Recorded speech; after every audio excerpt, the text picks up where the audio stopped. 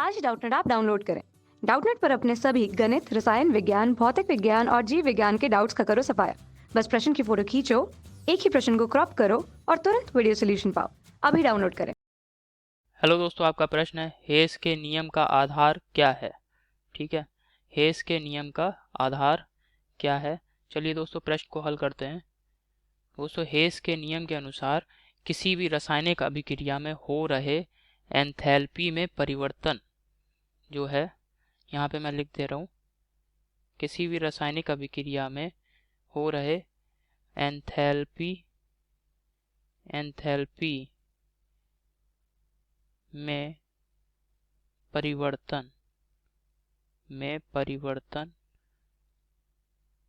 अर्थात delta H का मान जो है वह सदैव नियत रहता है। अर्थात डेल्टा एच का मान दोस्तों नहीं बदलेगा किसी भी रासायनिक अभिक्रिया में, भले ही चाहे कितना भी परिवर्तन हो जाए। अर्थात यह अभिक्रिया चाहे एक पद में हो या एक से अधिक पदों में। ठीक है, यहाँ पे मैं लिख दे रहा हूँ कि अभिक्रिया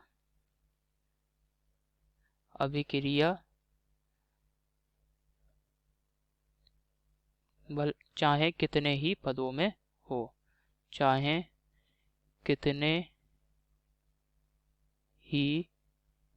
ही पदों में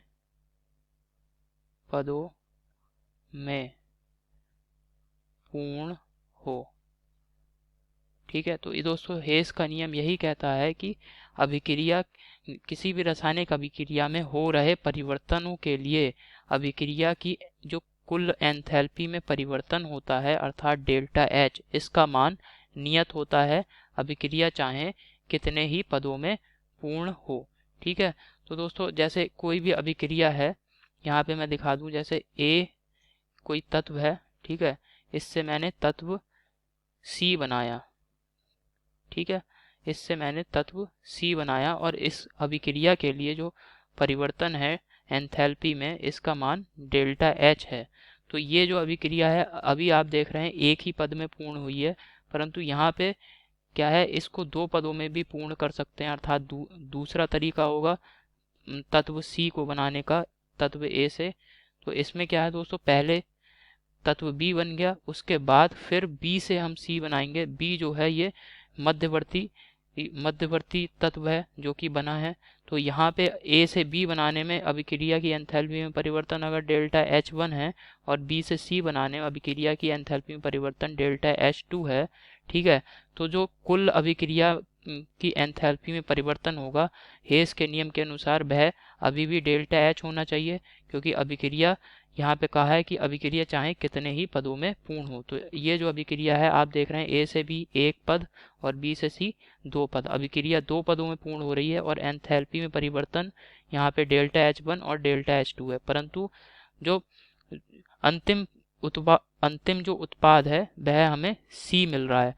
और एक जो अभिक्रिया की रासायनिक समीकरण है इसमें क्या है, एक ही पद में अभिक्रिया हो रही है और अंतिम उत्पाद यहाँ पे सी बन रहा है और कुल जो एंथैल्पी में परिवर्तन है वह डेल्टा एच है।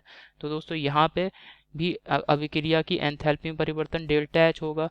ठीक है, तो डेल्टा एच, इसका मतलब डेल्टा एच बराबर हो जाएगा दोस्तों जो ये जो दूसरी समीकरण है इसके लिए delta H one plus delta H two.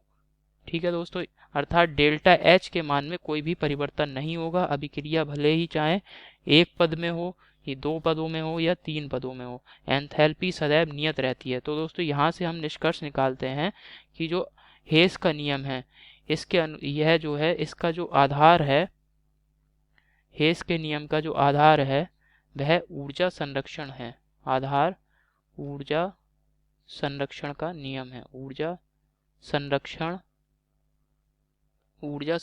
नियम है। तो ये मैं यहाँ पे लिख दे रहा हूँ, हेस के नियम का आधार जो है ऊर्जा संरक्षण का नियम है, ऊर्जा संरक्षण है। तो दोस्तों यही हमारे प्रश्न का उत्तर है। प्रश्न में पूछ रहा था हेस के नियम का आधार क्या है, तो हेस के नियम का आधार जो है वह ऊर्जा संरक्षण है। आशा करता हूँ दोस्तों आपको समझ में आया होगा। धन्यवाद। कक्षा 6वीं से 12वीं से लेकर नीट, आईआईटी, जेई वो एडवांस के लेवल तक 1 करोड़ से ज्यादा छात्रों का भरोसा। आज ही डाउनलोड करें डाउटनेट ऐप या व्हाट्सएप करें अपने सारे डाउट्स 8400 400 400 पर।